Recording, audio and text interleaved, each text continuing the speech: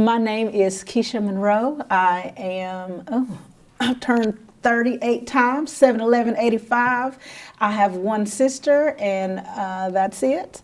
My parents are Jackie Griffin from Jefferson City and Bobby T. Griffin from Morristown. I was born in Jefferson City, Tennessee, but because my grandmother and my dad were from Morristown, I spent my summers at my grandmother, Granny Jane Yo's house up here with all the cousins and the Griffin family, so my life was half and half. I was half in Morristown, half in Jefferson City. I graduated from Jefferson County High School in 2003. Whew.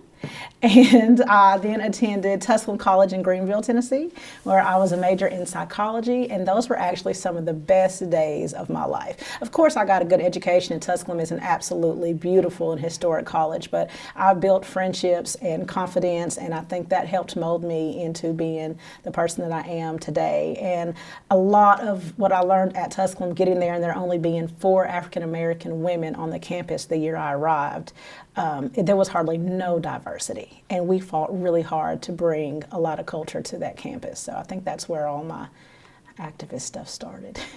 Hey, work life is crazy. Everybody who knows me knows that it is all over the place all the time.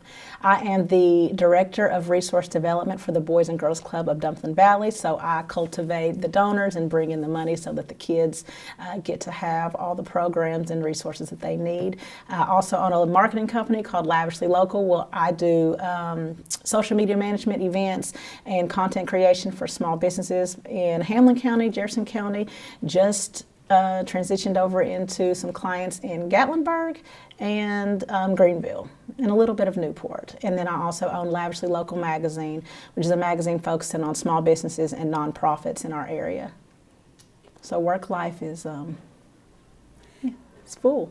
Because I have kids, and kids need sponsors for ball teams and everything else, and with being part of so many nonprofits that struggle to make what they need every year, it's the small businesses that they go to get those things. And I feel like when you shop at corporations, I'm a shopper, so I like to shop, and you go into Walmart, you go into TJ Maxx, Ross, all those places, they don't care about you.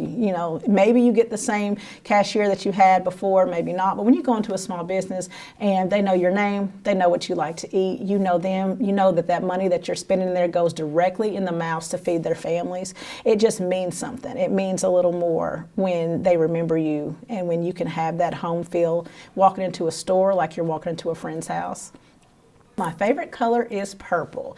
If you've seen my logo, then you will know. If you've ever been to my office, everything from my coffee maker to my keyboard is purple. I am a 49er.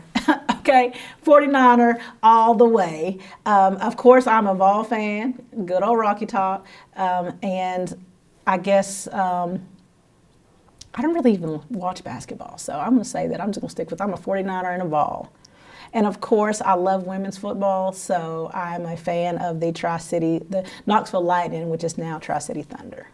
I am a former player for Knoxville Lightning. I got old knees now, so there's no more football for me. I tore my ACL back in 2018, 2019, but women's football is on the rise, so I'm here for it. My favorite place to visit, oddly enough, it is Asheville. Asheville, North Carolina is one of my favorite places. They have the best little boutiques and wineries, and Biltmore is beautiful. Me and the girls like to go and take day trips for shopping, go over and see like right now when it's snowing, the mountains are absolutely gorgeous. So Asheville. My favorite place to travel would be to go to Haiti. I would love to visit and serve over there. So hopefully I'll get to do a little bit of both when I go on a cruise there in April. When I think about Morristown, I think about a melting pot of diversity that people don't even see. I think from the outside looking in, people see or judge the way that a community looks based on the faces that represent them, but a lot of the faces that represent us have everybody's best interest at heart. We have a pretty good relationship with our city council. My young black sons have a wonderful relationship with our police department. There's no fear here. I think Morristown is a safe space to raise our children, a safe space for us to be able to speak out, and it's a safe space for small businesses to come and thrive. So I am excited to see where Morristown goes in the next 5 to 10 years. My most favorable and unfavorable thing about Morristown is actually a 2-in-1. It is absolutely downtown Morristown. It's my favorite place. We have so many hidden gems and places to shop and places to eat in downtown, and it's unfavorable for me because it's underutilized. People don't come downtown enough and shop. They don't, come down and look at the businesses that are open and thriving that have been here for over 20 years. We got a new brewery down there and all kinds of new stores popping up all the time. And so I wish that people came and shopped or at least visited the area more. My vision for Morristown's future is that we overcome with small businesses and continuing to grow in diversity, where you look to your left and your right, your neighbor doesn't look like you and you don't even notice. That's what I would like to see from Morristown. So, nonprofit world, outside of my work world, I'm the vice president of the NAACP, a member of the Task Force on Diversity, and the vice president of Girls Inc. here in Morristown. So it is always, always, always something to do to help well, I'm not about to say kids, but we don't just help kids, we help everybody. I would like to see more melanated faces on our city council. I would like to see more people who don't look like their neighbor in all of our neighborhoods. I would like to see classrooms and teachers of all skin complexions and colors and cultures and backgrounds. And I would like for that to be so natural that it's not a topic of conversation anymore.